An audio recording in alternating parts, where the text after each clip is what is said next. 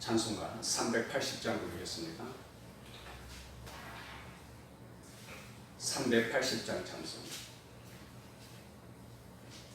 나의 생명 되신 주 주님 앞에 나아갑니다. 주의 흘린 보혈로 정케 하사 받아주소서. 날마다 주를 찬송하겠네. 주의 사랑 줄로서 날 굳게 잡아내소서. 괴로운 세상 지낼 때 나를 인도하여 주소서. 주를 믿고 나가면 나의 길을 잃지 않겠네. 날마다 주를 찬송하겠네. 주의 사랑 줄로서 나를 굳게 잡아내소서. 세상 살아갈 때에 주를 더욱 사랑합니다. 밝고 빛난 천국에 나의 영혼 들어가겠네. 날마다 주를 찬송하겠네. 주의 사랑 줄로서 나를 굳게 잡아내소서. 아멘. 아멘. 나는 전능하신 아버지 하나님 천지의 창조주를 믿습니다. 나는 그의 유일하신 아들 우리 주 예수 그리스도를 믿습니다. 그는 성령으로 잉태되어 동정녀 마리아에게서 나시고 본디오 빌라도에게 고난을 받아 십자가에 못 박혀 죽으시고 장사된 지 사흘 만에 죽은 자 가운데서 다시 살아나셨으며 하늘에 오르시어 전능하신 아버지 하나님 우편 앉아 계시다가 거기로부터 살아있는 자와 죽은 자를 심판하러 오십니다. 나는 성령을 믿으며 거룩한 공교회와 성도의 교제와 죄를 용서받는 것과 몸의 부활과 영생을 믿습니다. 아멘. 하나님 말씀은 창세기 40장입니다.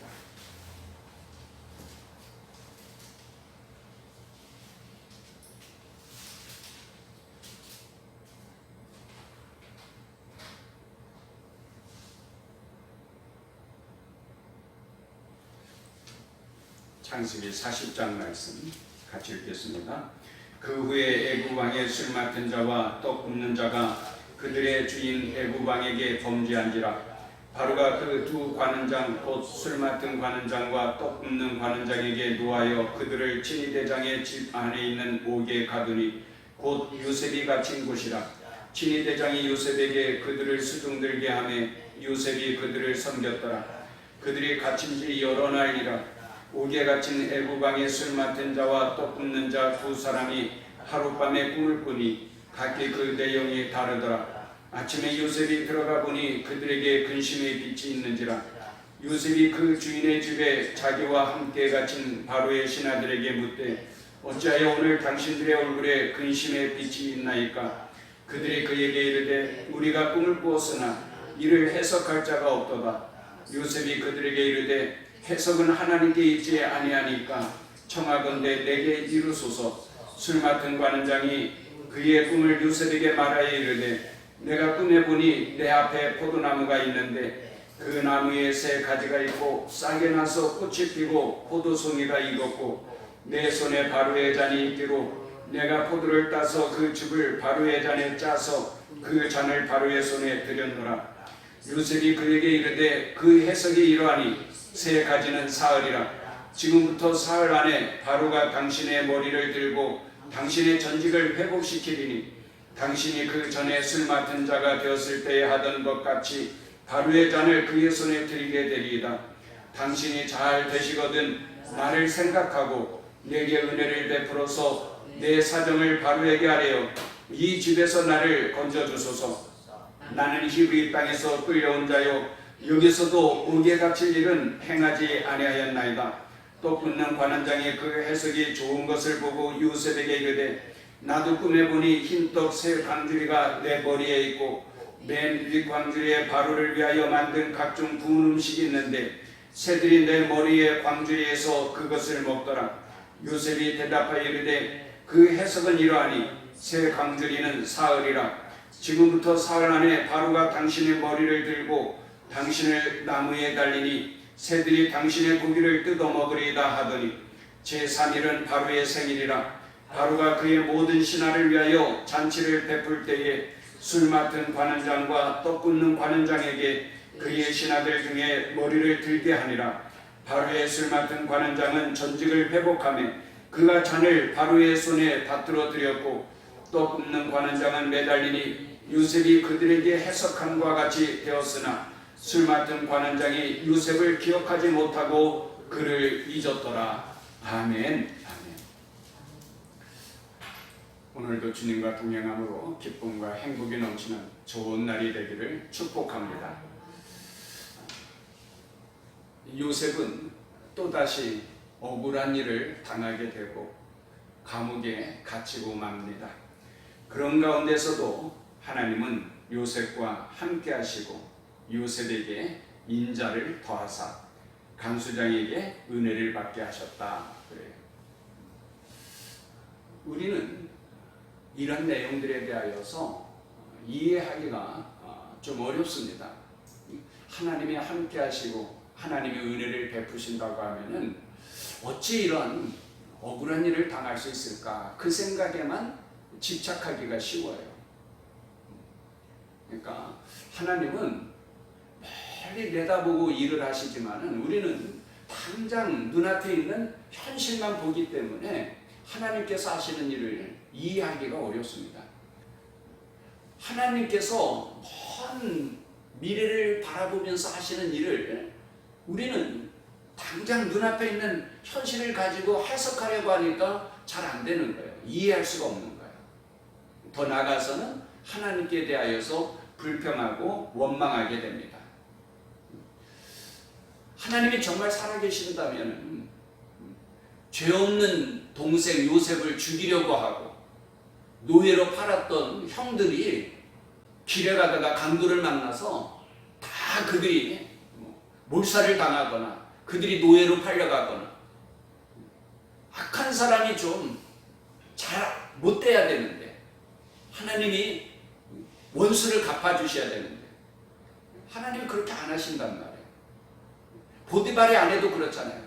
얼마나 사악한 여자입니까? 부끄럽게 생각하면서 그냥 요셉이 갈 길을 가도록 내버려두면 얼마나 좋겠어요. 거기 아무도 없는데 모르는 척하고 넘어가도 되지 않아요? 그걸 소리 질러가면서 억울한 누명을 쓰이고 그럼 보디발의 아내는 아무렇지도 않잖아요. 요셉을 죽이려고 하고 그토록 미워하면서 노예로 팔아버렸던 형들은 아무런 일도 안 당하잖아요. 아버지 집에서 그냥 평안하게 살잖아요. 보디발의 아내는 그냥 자기 집에서 평안히 살잖아요. 죄 없는 요셉은 이게 어떻게 된 일입니까? 이런 일들에 대하여서 많은 사람들이 하나님을 끝까지 믿고 신뢰하지를 못하게 되고 하나님이 정말 살아계시다면 어떻게 가만히 침묵하고 계시느냐고 그러면서 하나님은 살아계시지 않다고 그러니까 더 나아가서는 어때요? 자기가 복수를 하려고 하는 거예요. 자기가 억울한 일을 풀어보려고 하고 이게 잘 안 되는 거예요. 복수하려고 하고 그런단 말이에요.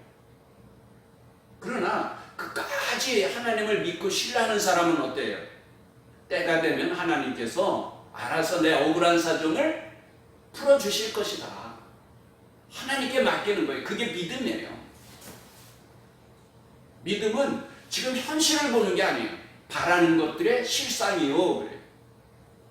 멀리 이루어질 것이지만은 그때까지 내가 참고 기다리는 거예요. 언젠가는 좋은 때가 되면 하나님께서 내 억울한 사정을 풀어주실 것이다. 해결해 주실 것이다. 그리고 하나님께서 선악간에 판단해 주실 것이다. 하나님이 재판장이시다. 나는 하나님 앞에 호소할 것뿐이다. 하나님, 내가 이런 억울한 일을 당했습니다. 나를 긍휼히 여겨 주시고 내 이 억울한 사정을 좀 풀어주세요. 하나님을 믿으면 하나님께 기도하는 거죠. 하나님을 믿지 못하니까 내가 하려고 하는 거예요. 우리는 하나님 앞에 기도하면서 모든 일들을 하나님께 맡기고 하나님을 의지해야 될 줄로 믿습니다. 오늘 1절에 그 후에, 그러니까 요셉이 지금 감옥에 갇혔어요. 애굽 왕의 술 맡은 자와 떡 굽는 자가 그들의 주인 애굽 왕에게 범죄한지라. 바로가 그 두 관원장 곧 술 맡은 관원장과 떡 굽는 관원장에게 노하여 그들을 친위 대장의 집안에 있는 옥에 가두니 곧 요셉이 갇힌 곳이라. 당시에 일이 벌어졌을 때는 청천벽력 같고 도무지 하나님께서 하시는 일을 우리가 이해할 수 없지만은 여러 날 지나고 나서 보니까 뭐예요? 이제 곧 바로왕의 가장 가까이에서 섬기는, 그러니까 술 맡은 자와 떡을 관리하는 자가, 왕이 먹는 음식을 관리하는 자가 감옥에 갇히게 되었단 말이에요. 그걸 위해서 사전에 뭐예요? 요셉을 그곳에 보낸 거예요. 간수장을 통하여서 은혜를 입게 하고, 가장 중요한 일들은 다 간수장이 누구에게 맡기겠어요? 요셉에게 맡기지 않겠습니까? 그러면은 바로왕에게 있어서 가장 가까이에서, 오늘날로 따진다고 하면은 비서실장과 같은 역할을 하는 사람들 아니겠어요? 그 사람들을 요셉에게 맡기도록 하는 거예요. 그러니까 요셉은 뭐예요? 궁중에서 이루어지는 모든 일들을 가장 가까이에서 배울 수 있는 거죠. 하루 종일 그들을 섬기면서 뭐예요? 궁중에서 벌어지게 되는 일, 궁중 생활에 대하여서, 그리고 나라의 정치에 대하여서. 그보다 더 좋은 개인 교수가 어디 있겠습니까? 하나님께서 무료로 과외시켜 주시는 거예요. 다 하나님의 뜻이 있습니다. 왜? 앞으로 이제 그 일들을 요셉이 해야 되니까. 그렇죠? 바로왕을 시중들면서 나라의 모든 정치에 대하여서, 궁중의 모든 생활에 대하여서 다 누가 관리를 하고 운영해야 되는가? 요셉이 해야 된단 말이에요. 그걸 위해서 하나님은 사전에 요셉을 가르쳐 주시는 거예요. 교육시켜 주시는 거예요. 때가 되면은 다 알게 돼 있어요. 지금 모른다 그래서 너무 답답해하고 실망하거나 낙심하지 마세요. 때가 되면은 하나님께서 우리에게 가르쳐 주셔야 돼요. 그런데 이 두 관원장이 하루는 꿈을 꾸었어요. 어떤 계시가 있는 꿈인데 그 꿈이 무슨 꿈인지 알 수가 없으니까 답답한 거예요. 괴로운 거예요. 그런 모습을 보면서, 얼굴이 수색으로 가득한 두 관원장의 모습을 보면서 가장 가까이에서 섬기던 요셉이 묻죠. 8절에 그들이 그에게 이르되 우리가 꿈을 꾸었으나 이를 해석할 자가 없도다. 요셉이 그들에게 이르되 해석은 하나님께 있지 아니하니까 청하건대 내게 이르소서. 자, 여기서도 보세요. 요셉은 언제나 하나님의 이름을 자랑하고 하나님의 이름을 높이는 거예요. 이게 믿는 성도들의 기본입니다. 나를 나타내고 나를 자랑하고 나를 높이는 게 아니에요.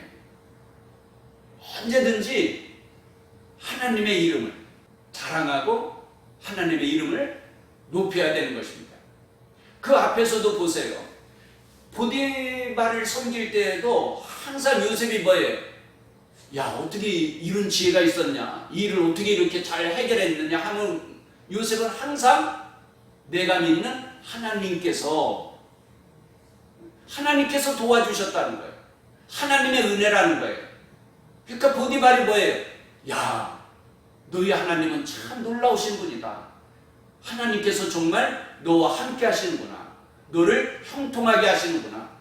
너 때문에 우리 집이 잘 되는구나. 너 때문에 우리 집이 하나님의 은혜와 복을 누리는구나. 요셉이 항상 하나님. 그래서 보디발도 요셉의 하나님은 정말 살아계신 하나님이다. 요셉을 통해서 우리 집이 잘 되고 복을 받는다. 그렇게 시인하잖아요.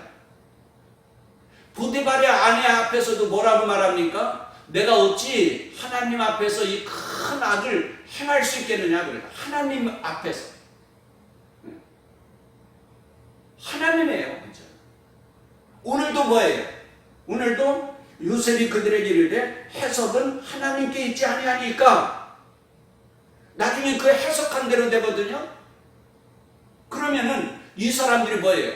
야, 정말 여호와 하나님은 살아계신 하나님이시구나. 놀라우신 하나님이시구나. 하나님의 이름을 높이는 거예요. 오늘 우리들도 언제나 살아갈 때에 하나님 앞에서 하나님의 이름을 높이고 하나님의 이름을 자랑하고 하나님의 말씀을 전하는 증인으로 살아야 되는 거예요. 그만큼 우리가 수준 높게 살아야 되죠. 그게 안 되면 정반대로 하나님의 이름을 망령되게 하는 것이니까요. 그렇죠? 내가 하나님의 이름을 말하면서도 거짓된 말을 해보세요. 그럼 안 되잖아요. 그만큼 진실해야죠. 정직해야죠. 성실해야죠. 열심히 최선을 다해야 되죠. 그게 요셉의 삶인 거예요.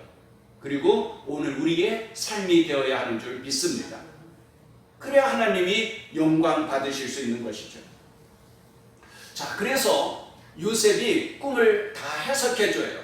해석해주는데 어떤 꿈이었습니까? 술 맡은 관원장은 다시 복직된다는 것이고 떡 맡은 관원장은 죽임을 당하게 된다는 거예요. 해석을 해줍니다. 그러면서 요셉이 이제 술 맡은 관원장에게 부탁을 합니다. 당신은 3일 안에 다시 복직되게 될 텐데 그때에 좀 나를 기억해 주세요. 그거예요. 14절을 당신이 잘 되시거든 나를 생각하고 내게 은혜를 베풀어서 내 사정을 바로에게 아뢰어 이 집에서 나를 건져주소서. 나는 히브리 땅에서 끌려온 자요 여기서도 옥에 갇힐 일은 행하지 아니하였나이다. 요셉이 감옥에서 풀려날 수 있는 절호의 기회입니다. 그렇죠? 친위 대장의 손에서 누가 건져낼 수 있겠어요? 이제 왕뿐이 없는데 왕에게 나단, 술 맡은 관원장이라면 나를 감옥에서 석방시켜줄 수 있단 말이에요. 절호의 기회를 맞은 거예요. 그래서 요셉이 이 술 맡은 관원장에게 부탁을 하는 거죠.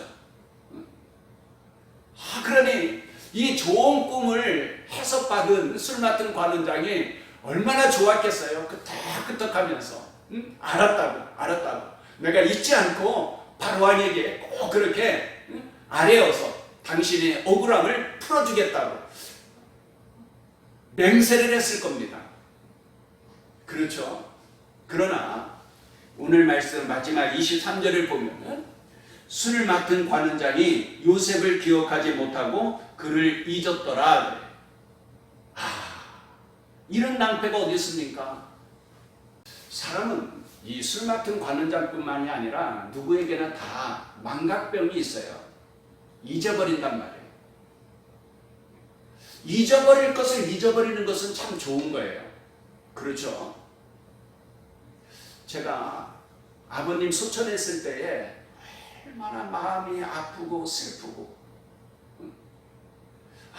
내가 앞으로 목회하면서 답답한 일을 당할 때에 꼭 상의하고 싶을 때에 이제 내가 누구와 이런 말을 할 수 있을까? 나는 아직도 부족한데 너무 슬픈 거.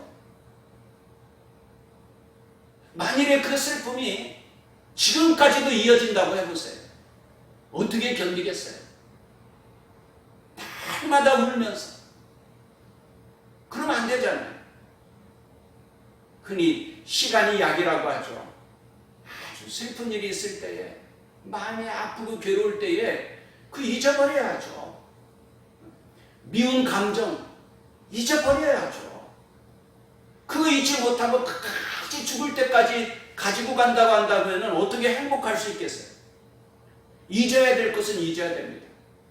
그러나 잊지 말아야 될 것은 잊으면 안 되는 거예요. 특별히 하나님의 은혜를 잊어버리면 안 돼요. 그거 잊어버리면 안 된단 말이에요. 하나님께서 우리를 잘 아시잖아요. 잊어버리지 않도록 하기 위해서 뭐예요? 하나님께서 안식일을 기억하여 거룩히 지키라고 하는 거예요. 절기를 지키면서 그 은혜를 잊지 말으라는 거예요. 또 주님은 뭐예요? 성찬식을 행하면서 너희를 향한 나의 사랑을 기억하라는 거예요. 너희가 어떻게 구원받았는지 그냥 구원받은 게 아니잖아요. 주님께서 채찍에 맞으시고 살이 찢기시고 피를 흘리셔서 그 보혈로 우리가 깨끗이 씻음받고 죄사함받고 구원받게 된 거잖아요. 그거 잊지 않도록 뭐예요? 성찬식을 행하도록 하는 거예요. 잊지 말아야 될 것은 잊으면 안 돼요. 어떻게? 우리가 그런 날들을 기억하면서 주님께서 행하라고 한 것을 행하면서 그 의미를 되새기는 거예요. 하나님의 은혜, 하나님의 사랑 잊지 않고, 그래야 우리가 감사할 수 있고 그에 합당한 삶을 살아갈 수 있으니까요. 마지막으로 하나님은 우리를 결코 잊지 않습니다. 술 맡은 관원장은 비록 요셉을 까마득하게 잊었다 할지라도 하나님은 결코 요셉을 잊지 않습니다. 그 하나님은 오늘도 우리를 잊지 않고 기억하여 주시는 것을 믿습니다. 이사야서 49장 15절에 여인이 어찌 그 젖먹는 자식을 잊겠으며 자기 태에서나 나들을 긍휼히 여기지 않겠느냐. 그들이 잊을지라도 나는 결코 너를 잊지 않는다라고 말씀하셨습니다. 하나님은 언제나 우리를 기억하시고 우리를 긍휼히 여겨주시고 사랑하여 주시는 것을 믿습니다. 기도하겠습니다. 하나님 아버지 감사합니다. 우리에게 귀한 믿음을 주셨으니 믿음으로 보고 믿음으로 말하고 믿음으로 행할 수 있게 하여 주옵소서. 사람들은 우리를 잊어버린다 할지라도 하나님은 결코 우리를 잊지 아니하심을 믿고 감사합니다. 우리들도 하나님의 그 은혜, 은택을 잊지 않고 살게 하여 주옵소서. 예수님의 이름으로 기도합니다. 아멘. 하늘에 계신 우리 아버지, 아버지의 이름을 거룩하게 하시며 아버지의 나라가 오게 하시며 아버지의 뜻이 하늘에서와 같이 땅에서도 이루어지게 하소서. 오늘 우리에게 일용할 양식을 주시고 우리가 우리에게 잘못한 사람을 용서해 준 것 같이 우리 죄를 용서하여 주시고 우리를 시험에 빠지지 않게 하시고 악에서 구하소서. 나라와 권능과 영광이 영원히 아버지의 것입니다. 아멘.